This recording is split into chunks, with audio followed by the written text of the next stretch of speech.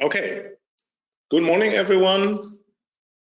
Welcome to our IDSA Insight Talk, how IDS accelerates GAIA-X. I'm really happy that you joined us and that you dialed in this morning.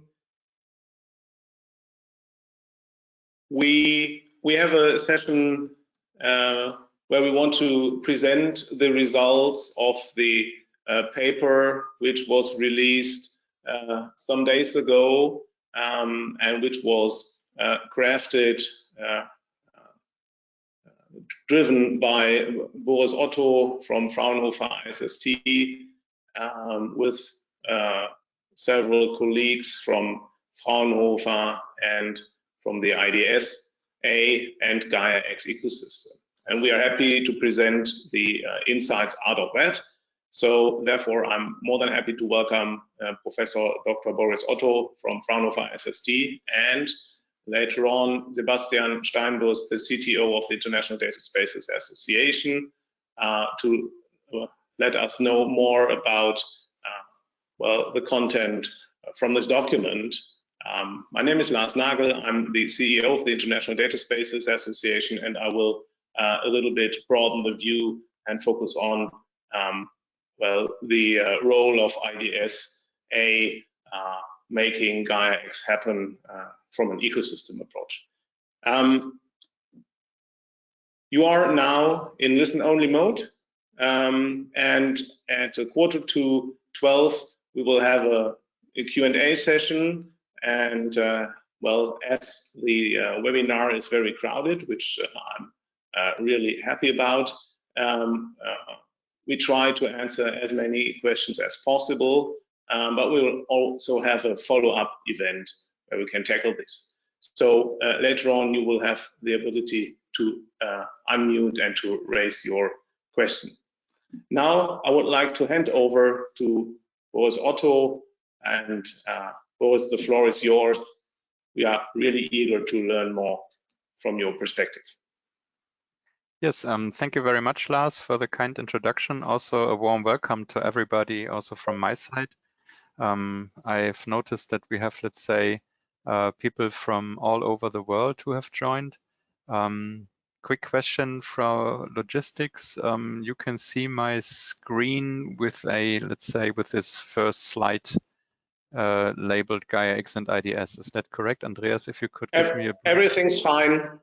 Okay, perfect. So then I need to move away my own picture so that I can see my presentation. Of course, I know what I wanted to present anyway, but it's always better to see upfront what you see as well. So what I want to do in the next, well, few minutes is, well, walk you a little bit through, on the one hand side, why GAIA-X is important and what GAIA-X is about.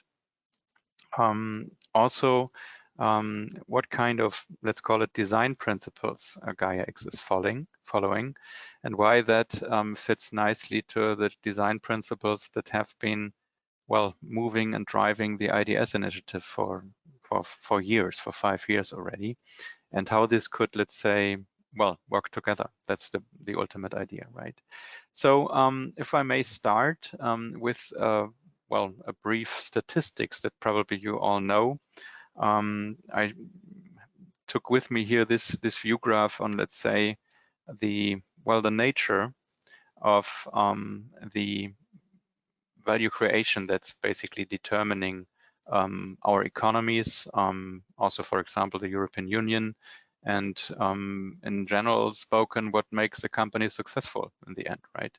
And I think that many of you have seen already this view graph or a similar one, which outlines a little bit the 10, well, biggest companies in the world if we consider the market capitalization as the key criterion. And what you can see here is that the majority of them, in particular the top 7, are platform companies, right? And we all know that, let's say, the platform business model differs pretty much from traditional pipeline-driven business models, where innovation is planned, research and development is taken up and carried out, products are designed and developed, they are shipped, and then basically they are used, right? And this sequential model is something that has been revolutionized by what we sometimes call the platform economy. And obviously that is a successful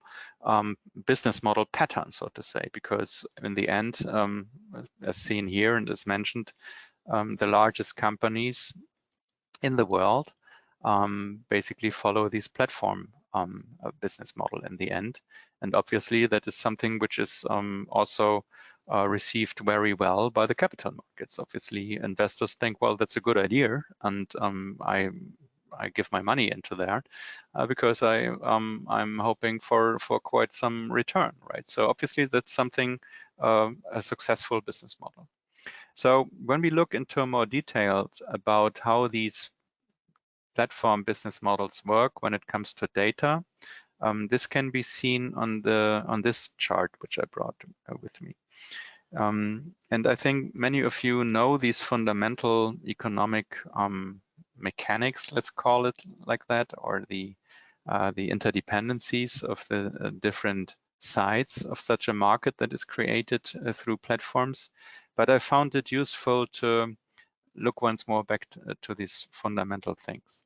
What you can see here is, let's say, a very simplified picture of, let's say, a data platform in the end, which basically consists of the platform services in the middle, which are highlighted here in green. And these platform services are usually provided by a platform provider, right? A company, an organization that builds the platform, ships it to the market, offers it to the market, and further develops it.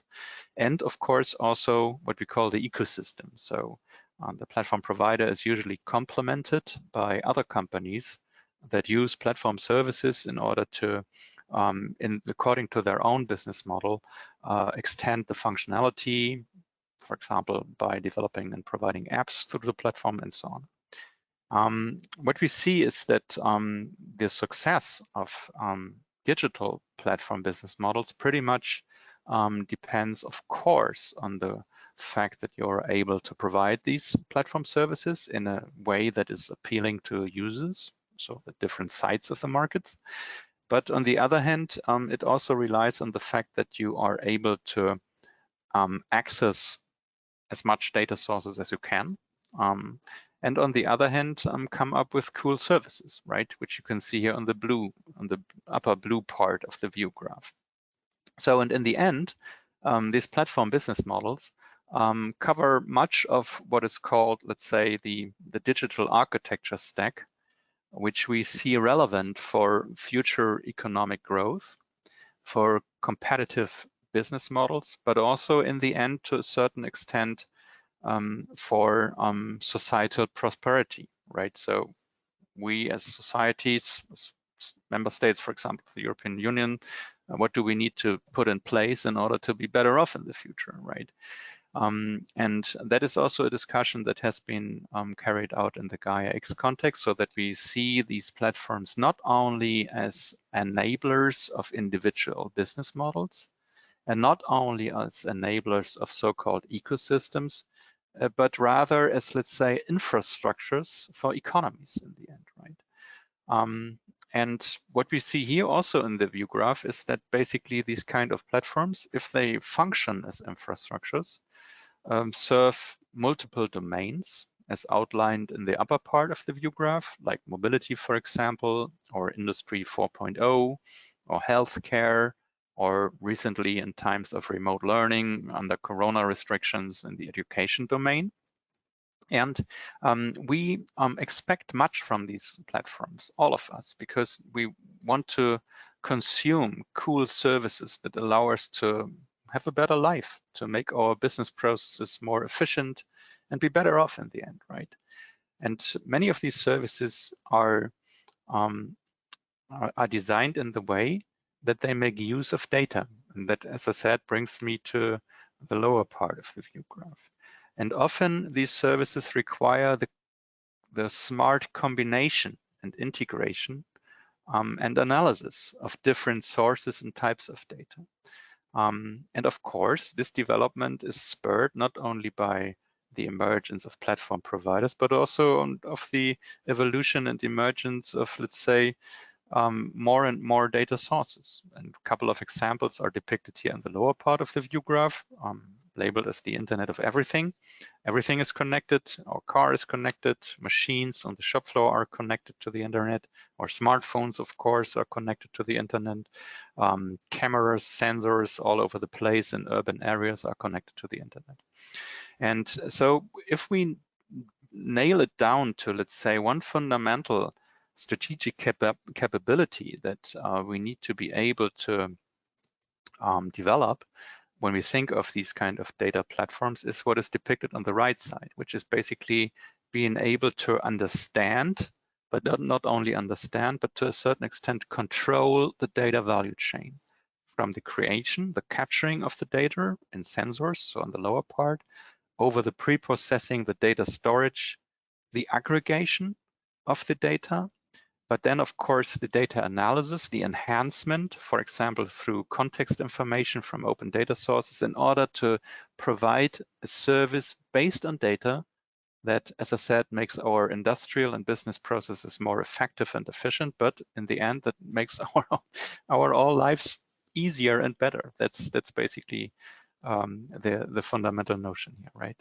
So if we look at this a little bit more in detail, with the emergence of the discussion about GAIA-X, there was some sort of, let's say, stock taking place, right? So if we consider these three layers of the platform economy as just outlined, of course, everybody, well, is asking themselves on an individual company basis, but also on a national or economic basis, where do we stand, right?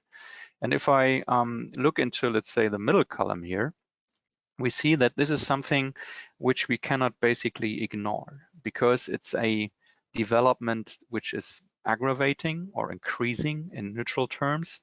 For example, when it comes to data access, we see a forecast which go into the direction of 40 billion smart devices until 2025, so in literally 3 or 4 years from now. So that means that on every single inhabitant of this planet come 5 devices that are connected to the internet and that transfer data and do stuff in the internet, right? It comes with 13% annual growth rates, which I find is probably rather conservative an assumption. So the amount of data and the variety of data will increase because we all like these devices. As I said, they make our life easier. And then on the, let's say, platform part of this view graph, we see that the market in 2019 was 100 billion US dollars, large or big, which is still much lower than, for example, the automotive industry, but it's of course growing fast, right? And it's really a significant, let's say, part of our economy. And we see that market leaders like, for example, Amazon Web Services account for 33% of the market. And in the end, that is a figure I took from the European Commission.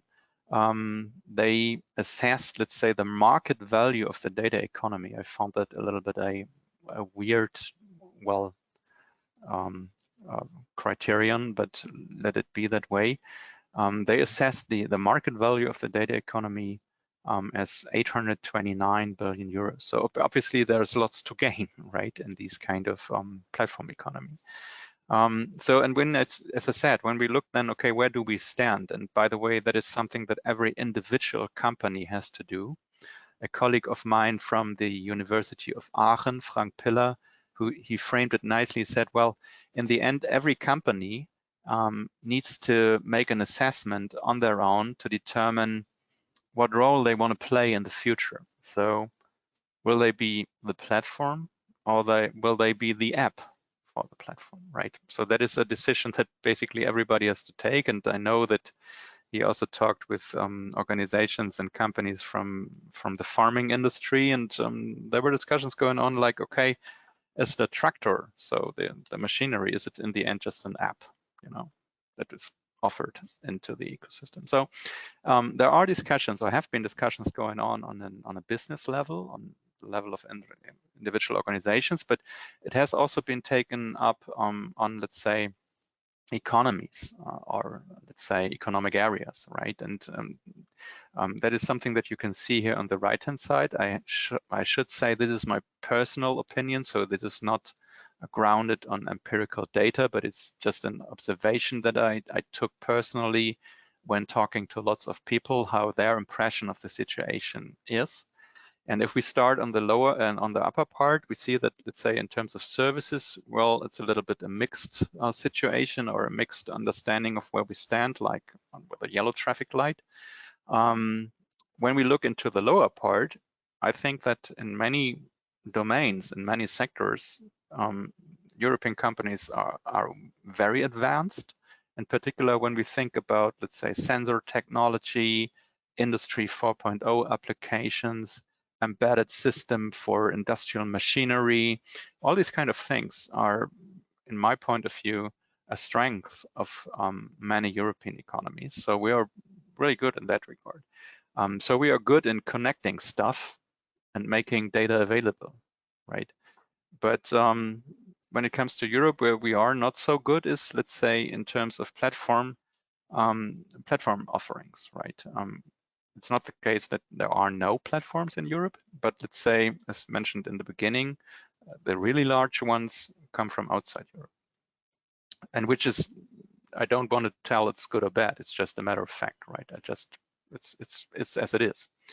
So that was basically also the idea of, let's say, looking into the design of GAIA-X, because what we want to do is try to address or tackle this issue by making sure that we design an architecture within Gaia that allows, or that puts the user in the center, let's call it like that way, which allows the user not to be locked in on certain platforms, which allows the user to share data in an interoperable fashion under, let's say, usage constraints that the user itself or themselves attach to the data. So the user is back in control, and which allows also to migrate data and services from one cloud service to the next.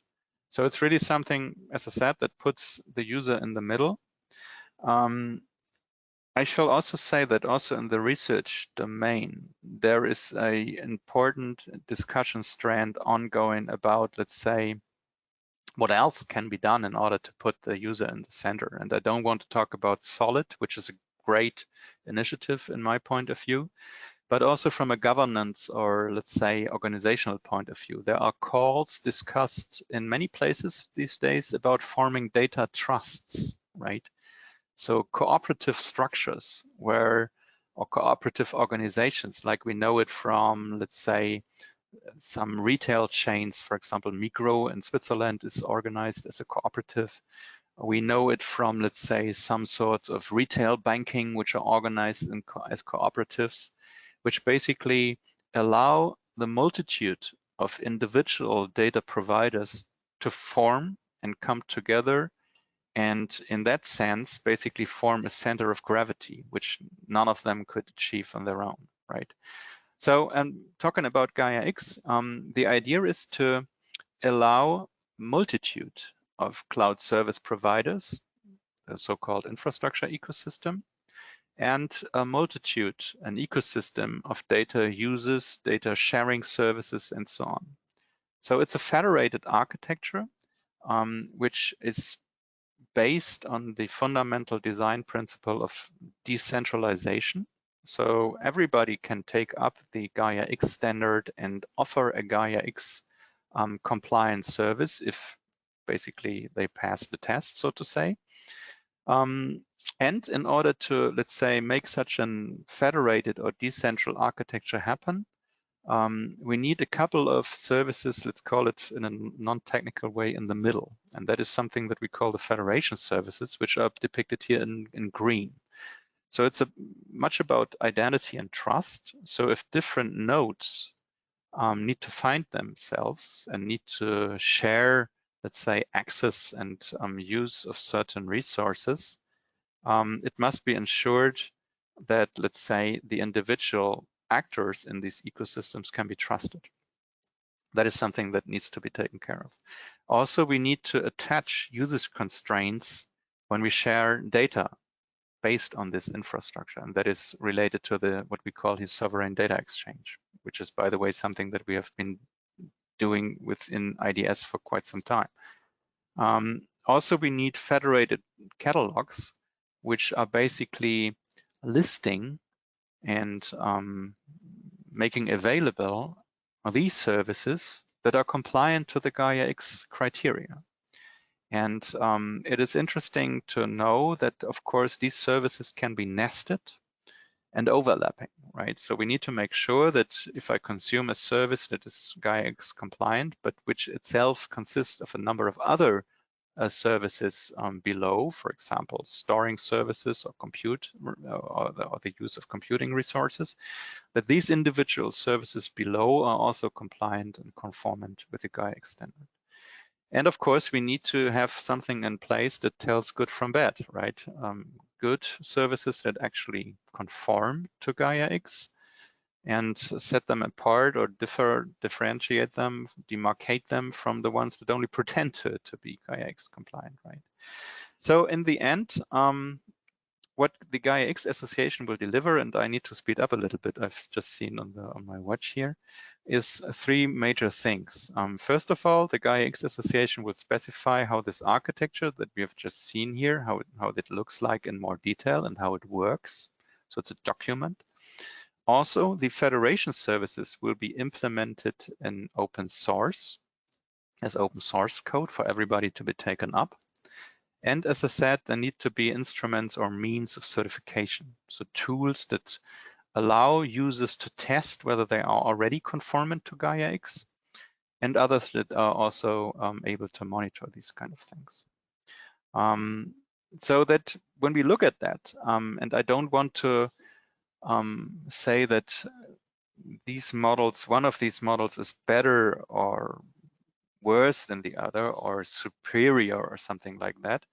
What we try to form is an alternative with the way to set up these distributed architecture in the GAIA-X initiative. So, and if we call this the European GAIA-X model, so its economic effect is probably rather cooperative, functioned as an infrastructure, and should also be, let's say, funded as an infrastructure. Interestingly is we have many platform owners in the end if we consider the open source implementation as the platform. And we will also have multiple users of the GAIA-X standards. The platform architecture design is, well, decentral in its core principle. The development process is open, so everybody is free to join the GAIA-X association and just say, oh, I want to have it this way, or I want to have it that way. The code basis is open. Data sovereignty is, let's say, not saying that other platforms do not support data sovereignty. That's not my point, but in the GAIA-X idea, it's in the core value proposition. And the data management and data exchange based on GAIA-X conformant services is rather decentral and bilateral and does not require a central data store. So, and this has been taken up also by the European Commission. Ursula von der Leyen called for the establishment of a couple of data spaces which should make use of GAIA-X. And of course, that brings us to the topic of today, right? As I said, and as also mentioned by Lars, when we look into the blue layer of the GAIA-X architecture, the IDS association has been contributing quite intensively over the last years to it.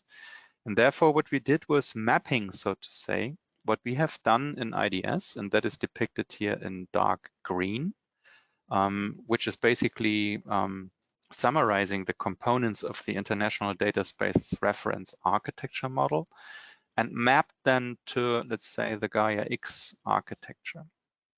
And this is, so to say, the top-level view graph of the position paper that Lars also mentioned, which is, I think, also attached in the WebEx, but can also be downloaded on the International Data Spaces website, where we try to basically, as I said, integrate, align the IDS components of the IDS reference architecture to the purpose, the value proposition, and the existing architecture work of GAIA-X. And what you can see here is basically, and in order to also tell you that, if we look into the core component of IDS, the connector, what we need to make sure is, let's say, if we want to ensure cloud sovereignty with regard to the data space connector, we need to make sure that the runtime environment is also, of course, GAIA-X conformant in order to basically address the entire stack. Of course, the devil is in the details. The question is, of course, okay, if we look into sovereignty and trust in an end-to-end fashion, we also probably need to think about how should future connector architectures be designed in order, for example, to have an anchor into the, well, infrastructure layer or to the hardware even. And these are thoughts that are currently ongoing. But in general, I'd say IDS as a part of GAIA-X allows us to address data and cloud sovereignty in an end-to-end fashion. And I think that is really a great value proposition. And with that, I'd like to close my brief talk. It took longer, unfortunately, than expected. I hope you take my apologies, Sebastian, because I think you would be next in the agenda. Thank you, everyone, for listening, and I hope you found it interesting. Thanks. Who's next? So I hand over to whomever. It's me to take over before I hand over to Sebastian. So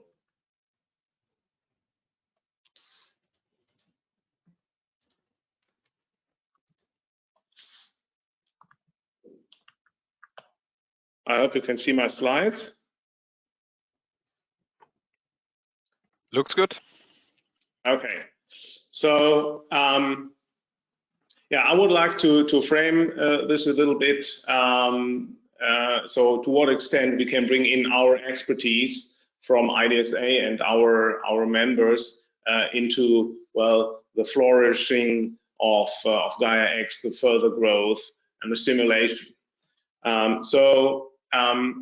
Well, I would like to highlight again what Boris said. So when it's about data spaces, then well, we must talk about data sharing, and this is all about vital ecosystems where all the value will be created, which Boris perfectly depicted on his view graph. And so it's all about vital ecosystems, but also about their resilient structures. So that is essentially what Boris pointed out. We have to stimulate growth and well, value co-creation in ecosystems of companies in a very dynamic way. So and therefore we have to stimulate the ecosystems, and we also have to create a really profound, resilient foundation for this. And so the GAIA-X architecture already targets at this. And what I would like to stress today is that we also have to come up with more than only an architecture, which is kind of static. So we really need design principles for data spaces so that we can lend a hand to everyone out there how to really erect data spaces. So in the first, and you can see it here on the slide, we need a reference architecture which sets the framework conditions based on standards. So that is where we bring the IDS reference architecture model to GAIA-X reference architecture. But then we also have to focus on, okay, what is in runtime view. So and what are the economic perspectives of data sharing? So how can we create trust in a data sharing scenario? And then even the next steps, how can we really ensure that data sovereignty is really provided and safeguarded through the whole lifetime? Therefore, we have to focus also on operational issues. So we have to talk about operational agreement, and therefore we see that that the approach should be twofold probably. The one thing is written down and explained in the position paper GAIA-X and IDS, how these resilient foundation can be merged and brought together so that it will really help data ecosystems to start and to grow. And the other thing is, we really should have a look on these runtime mode. Therefore, it is or I would like to introduce the term of a rule book. Well, in the domain of data sharing, we know rule books already for some times. There are organizations out there which come up with rule books or trust schemes.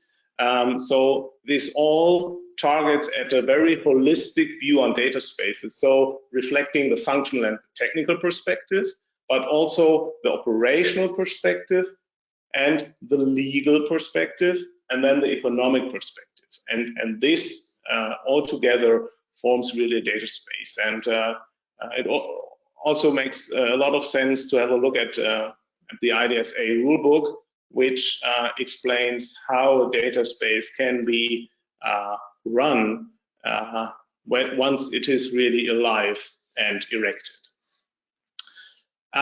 So the web session is about, well, what are the contributions of IDSA to the success of GAIA-X? So just to point at some issues which you should be aware of. So Boris already mentioned that we have a lot of conceptual groundwork done. So what is data sharing? What are data spaces? What are the fundamentals of data spaces as a new paradigm for data management in a federated manner? So then with the paper, GAIA-X and IDS architecture, we add technical perspective, but we also have a standard in place to really formulate what Boris already mentioned, this very clear structure. So what is in, what is out? So is it GAIA-X or not? And we did all of this in a consensual mode with a lot of companies, our members, but also others, a lot of liaisons all over the globe. And this has been tested already the last 5 years in, more than 100 projects. And that is groundwork and learnings which we love to bring to GAIA-X to speed up the growth of GAIA-X. I would like to mention two things on this resilient foundation which we need, and where we can state, okay, this is really sovereign data exchange. This is secure data sharing. The one aspect, Boris mentioned it, and Sebastian will, is the IDS connector, which is on it's a standard view. It's a technology agnostic perspective. It is just a description how to define a secure IoT gateway where you can insert data and services and then create value with this. And that is exactly what we are doing in IDSA. We define this standard technology agnostic approach. And we did this for the IDS connector, and it is also inserted in a formal specification, and there are a lot of different security profiles which we can satisfy with an IDS connector, and it can be implemented in a lot of different scenarios. So the implementation patterns range from implementation really on hardware, on a sensor device, on mobile devices, and even in a client server scenario. And well, at the end, we have to say, okay, it is compliant to GAIA-X or not. And IDS has set up a certification scheme for this, which can be the starting point also for a GAIA-X certification. So then you can be sure, okay, if I receive data through this component, then everything is according to what I expect, and it is not different. And well, we need a certain framework in order to really make this happen and to provide this trust. And therefore, we need a whole certification scheme with third-party attestation, assessment of components, and also the runtime environment, so the organization. And that is what is already in place. So please also have a look at the IDS certification scheme. So you see here that a lot of GAIA-X members are already part of this. So we should well enrich this with more criteria which arise from the GAIA-X architecture. So this was the resilient foundation, and now I would like to focus on the ecosystem building. So we really have to bring the architecture from GAIA-X to life.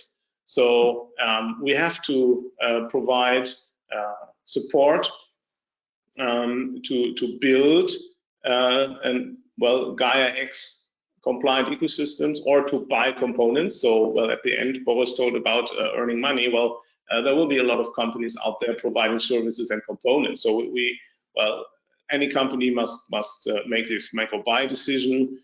Then, well, we have to insert the trust, get certified, and then we really can start playing in ecosystems.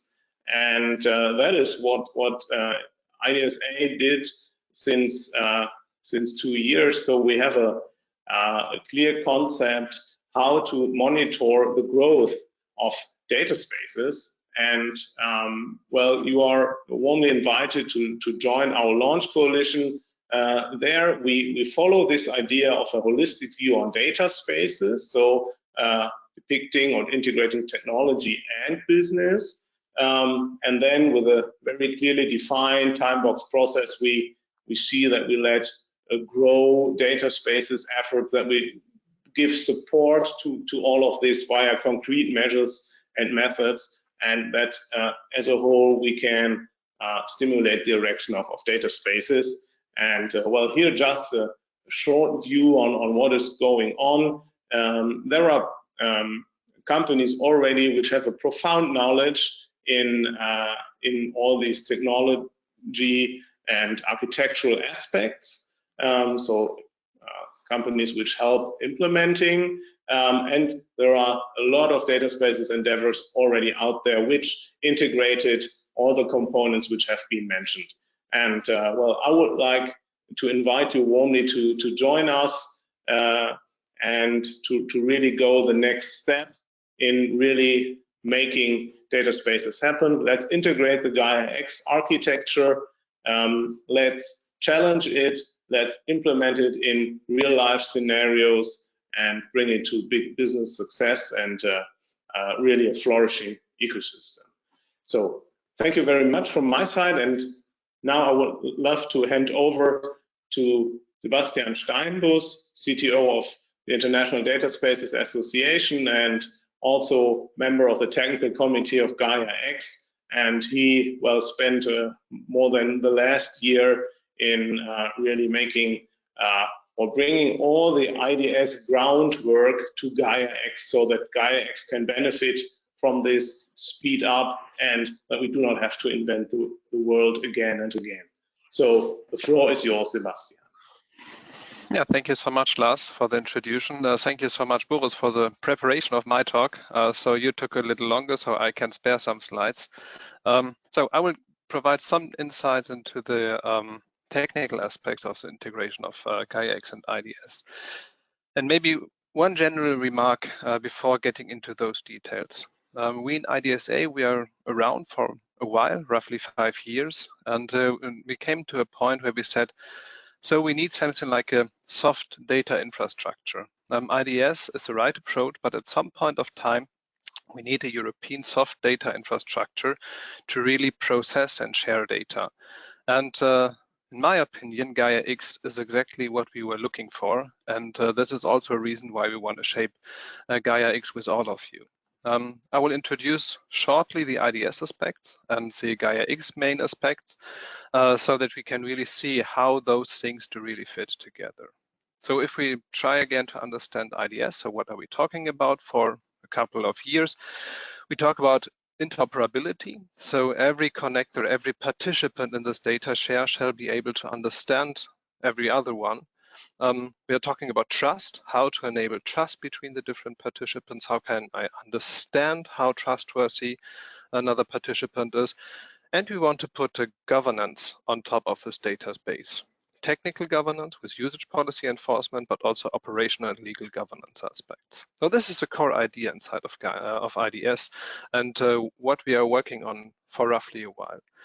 And we always understand IDS as a connecting infrastructure. So providing a methodology, a concept to connect all those different systems that are out there. And we always talked about peer-to-peer data exchange. So one participant shares data with another participant. But that's definitely not sufficient. We need such kind of data marketplaces, for example, additional services that do cool stuff with data.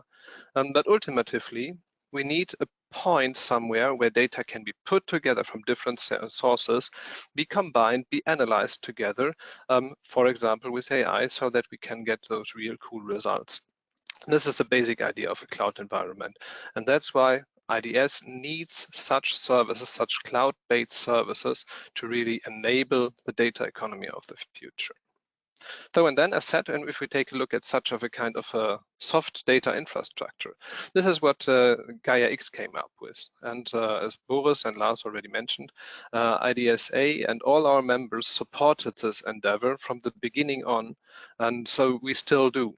And GAIA-X started immediately to talk about data spaces, to enable data spaces. We have the division into the data ecosystem on the top and the infrastructure ecosystem on the bottom. And in the middle, as Boris already presented, are the federation services. So, and here we see that GAIA-X is really an important enabler for data spaces, but not the only one. We also need other things, things beyond GAIA-X, where data exchange and data sharing is important to enable those data spaces. If we take a look at the technical architecture document of GAIA-X, a document that we are currently again working on to provide an updated version in the spring at somewhere roughly in April, we will present an updated technical architecture. And again, we will talk a lot about the infrastructure ecosystem because this is really in the heart of GAIA-X. We want to enable a federated infrastructure of services. Where all those cool service providers from Europe and from all over the world can be combined together into one heterogeneous network. And this is one core aspect of GAIA-X. But what is about the data ecosystem? So the technical architecture document today doesn't talk too much about this data ecosystem, how it shall work and how it shall be enabled. But we know that the sovereign data exchange service is exactly one aspect to drive this data ecosystem, those data spaces. And so we already had this idea to bring in those connector ideas on top of those federated services, and we are still working on how this will ultimately work. In the document that was released a few days ago, where we compare GAIA-X and IDS, there are some important aspects that we already showed, how this infrastructure ecosystem can enable the data ecosystem. Because we really do not want data silos on top of a federated infrastructure. That's not what we want. So how can we do that? we are aware of the 4 different federation services, talking about identity management, the federated catalog, sovereign data exchange, and compliance. And I will try to explain you briefly how the IDS concepts today already enable those things. If we take a look at the identity management, there is one important thing also in GAIA-X and in IDS. We need digital identities. We have to identify every participant in those ecosystems. And so therefore we need a federated infrastructure with identity management. And if we take a look into the details, the current architecture of GAIA-X and IDS is different, but the basic concept is the same, and we can map them on each other. And this is something that we do really have to do, and where we have to bring both architectures to have one common understanding of an identity on the one hand side, should be identifiable, and then to identify the trustworthiness of each participant. In IDS, we talk about dynamic attribute provisioning. That's why we talk about an IDS. In GAIA-X, it's verified credentials. The concept is still the same. And we are aligning those things so to have really one common understanding how identities and trustworthiness are related to each other. But we have both the same open point. We need a trust anchor, a common trust anchor that is understandable for everyone. And this is an important thing we have to work on, and where we can definitely join forces, GAIA-X and IDSA. If we take a look at the federated catalog, again, the mechanism is the same. Like we are using in the IDSA, we have a metadata broker where we can data together, we can search for data, I can publish my data, I can search for data, and then I can use it afterwards after connecting to the service that provide the data. We have a provider for our vocabulary, and we talk about the IDS information layer, about the information model to use self-declaration, self-descriptions. And again, GAIA-X is using the same mechanisms, but talking about a federated catalog. So what we talk about in the metadata broker is exactly one aspect in such a federated catalog that is provided comprehensively by GAIA-X, not only offering data, but also offering services to use, remix, and reuse kind of the data that was provided. So similar mechanisms, and we have to bring those things really together to make them both usable together, to share data and to make it usable in a cloud environment. The basic idea of the sovereign data exchange service is really to provide connector capabilities, integration into identity management and the federated catalog, and to provide another core services of IDSA, the functionality of clearinghouses, not today, but in the future, and important data usage control or usage policy enforcement, because that is exactly what we are talking about for years and years. We must be able to provide data from a connector, put a usage policy on top of that, and the receiving connector or participant has to enforce those usage policies in technology, in organizational measures, or in legal measures, however. But this is what we have to provide and what we have to map on top of GAIA-X. This is, of course, strongly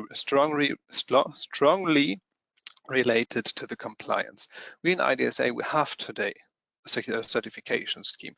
We are operationalizing the certification scheme. And we have to align this somehow with the compliance measures that are set up in GAIA-X. But here we have a huge difference. We are connector-centric, talking about a participant having a connector. GAIA-X is always talking about services, though this is an ongoing endeavor to really map those things together. And that's exactly what we are working on, how to set up a connector architecture on top of GAIA-X, because here we have a cloud infrastructure with a shared responsibility principle, and how can we set those things together from a responsibility perspective, but also from a technology perspective. How can we use such cloud environment? And that is what we are working on. As said, sometimes technology can't solve all the things. We have provided the IDSA rulebook that you can download from our homepage, and this is the first step to really map the reality operationalization of IDS to the technology. And this is exactly the same point where we are in GAIA-X today already, to find exactly those mappings, how to enable those things. Where does the trust anchor come from, and so on and so forth. So this is an important aspect that we already discussed and that we are going to discuss again inside of GAIA-X. There is one important topic that I would love to mention at the end. So we already joined forces. We talk inside the GAIA-X community about data exchange interoperability. That's not only a topic of IDSA, and it's not only a topic of GAIA-X, it's a topic for all of us. And GAIA-X and IDSA are driving this topic because we have to drive this along different industries, along different domains, and along different organizations and initiatives. So if you are interested in the continuous discussion on data exchange interoperability within the context of GAIA-X, also join us there. So I will close with that, and I think then I have to give back to Lars for the questions and answers block.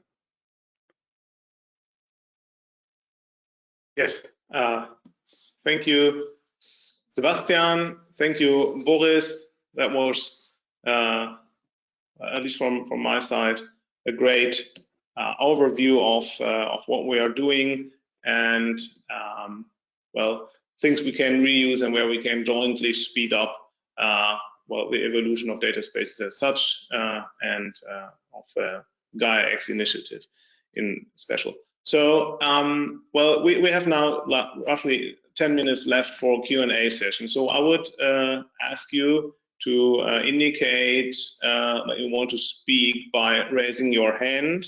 And you are also free to write questions into the question section. There are already a lot of questions, so I would start with raising or answering 2 questions. The first question, Sebastian, perhaps to you, is on data vocabularies. So who will be responsible for maintaining vocabularies in a GAIA-X IDS setup?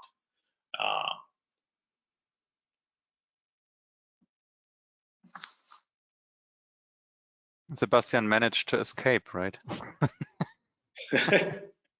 There he is. Yes, he did. Sorry for that. I was running out of power and have to plug in my computer. So sorry for that. Yes, I can take this question. Not us. And maybe also not GAIA-X, we are not responsible for those vocabularies. I mean, we have to discuss about different kind of vocabularies. What are we talking about? GAIA-X will provide one kind of a vocabulary, a generic vocabulary to describe service offerings inside such a federated cloud environment. That's what GAIA-X will do, definitely. IDS, we describe data assets in a generic way, how to describe data assets and related things on top of that. And then we have to get into the details. And I think the vocabularies are typically domain oriented. And then, of course, we have to step back and understand, what is a domain? Do we have the definition of a domain? So a domain could be an industry, it could be a part of an industry, but it could also be, again, a horizontal aspect along different industries. And so we will have different kind of vocabularies that will come different standardization initiatives. And what we currently our understanding is that when we take a look into those vocabularies, we have again to differentiate between different kind of vocabularies. What is the syntax of the payload? So in IDS, we talk about data as an asset, and then we have a payload inside. And so what is the syntax of this payload? What is the semantic of the payload? And how can we describe transactions on top of this? So, and if we got already there, then we have to understand, or we see that we need different standardizations, organizations, different initiatives to describe different aspects of those vocabularies. And we need an open vocabulary hub like we have with standardization activities to really provide those vocabularies and that it used and so that we can use it and that we can extend, for example, the IDS information model or the GAIA-X information model with exactly those vocabularies as come from the domain. But when we talk about GAIA-X, here we have the policy and rules committee because GAIA-X is an architectural standard. And maybe we can also discuss here in this policy committee, which are the right data standards, the right vocabularies that should be mandatory inside of GAIA-X. But this is a discussion that is open and that we did not even start, but we have to start it somewhere. Thank you very much, Sebastian, for this answer. Then I would like to take another one. and this focuses really on speeding up using groundwork already being done, and well, how to get going. So it's the question, well, if I implement an IDS connector, will it be usable in a GAIA-X service context as is, or will it require to change or redesign? Yeah, perhaps well, I can start. Yeah, Boris, Sebastian, please go ahead. Yeah, I think the answer is it depends. So what kind of IDS connector are you using, for what purpose, and so on and so forth. I mean, we are talking about a generic cloud environment, the cloud. So what are you going to do with the cloud? Are you doing high performance computing, high frequency data, a lot of throughput, and so on and so forth, or just gathering some data every week from somewhere, from a machine, get a dump, and then do some cool AI stuff on top of this? So this is why it depends. And it's still unclear if you and what you have to adapt to GAIA-X, because GAIA-X is not finished yet. We're still talking about the compliance aspect. From the technology aspects, we are very, very clear, and there are a few minor things that have to be changed, but from the compliance aspects, we are still working on this. This is open. Mm-hmm. Okay. So then perhaps it could help to start going and to use some already existing starting points. So it reflects one of the question here. Is there any starting tutorial Hello World architecture based on open source, so that we can really deploy a first example of this IDS GAIA-X architecture? So I would give this question to Boris, because Fraunhofer has set up a lot of components already which are ready to use. IDS has an open source repository, and there are things already to be used. So Boris, perhaps some words from your side. Yeah, I think as you mentioned, I mean, we have the so-called IDS lab, which we run as Fraunhofer, but which is also open to members of the IDS association, but also other interested parties, which basically consists of implementations of the different components of the IDS reference architecture model, and which also, let's say, is our forum, our platform to drive things forward, to further develop the individual implementations. And of course, it's also a good forum for people who say, well, you know, I have connected, I've developed a connector. I just want to know whether it's interoperable. So can I come along and test it? So in the long run, this will also be a managed service, so to say, as the reference implementation that's currently in the process of being built up. So it's not there yet, but that's, let's say, what we have in mind. And of course, as you also mentioned, Lars, we will have an open source implementation of, let's say, all the IDS reference architecture model components. Also, Fraunhofer is contributing quite heavily to the open source development. We have established the so-called IDSG, so our repository where, let's say, the source of the open source implementations is, and I would like to encourage all of us to contribute to that, because I strongly believe that following a clear open source strategy is one of the, well, unfair advantages, but of the, well, of the strength of the IDS initiative, but also of the GAIA initiative, because it leverages the power of the many and the enthusiasm of many to contribute to this data infrastructure. So as I said, I'd like to ask everybody to join us in developing open source and further moving these components on forward. Yeah, thank you very much, Boris. That is the spirit which we should use in the future to really make the European data strategy happen. We have a lot of initiatives which pay on this, so there are questions in the chat. We love to team up also with other organizations, also from outside Europe. So, well, just get in touch with us. It's called an architecture of standards, so we have to reflect everything which is out there and would love to discuss. We are, well, now running out of time. So I would announce the follow-up of this meeting. So we would, well, be here for more Q&A and in-depth discussion on March 11 at 11 a.m. Again, follow-up session for this. And you can also have a lot of other occasions to get in touch with IDSA and what we are doing. So deep dive on the rulebook in 2 days, and then the general design principles on data spaces next week. So you are warmly invited. Thank you very much, Boris and Sebastian, for being part of this session and to share your knowledge. Thank you, everyone out there, for dialing in, discussing with us. We will answer the questions separately. The recording and the slides will be made available.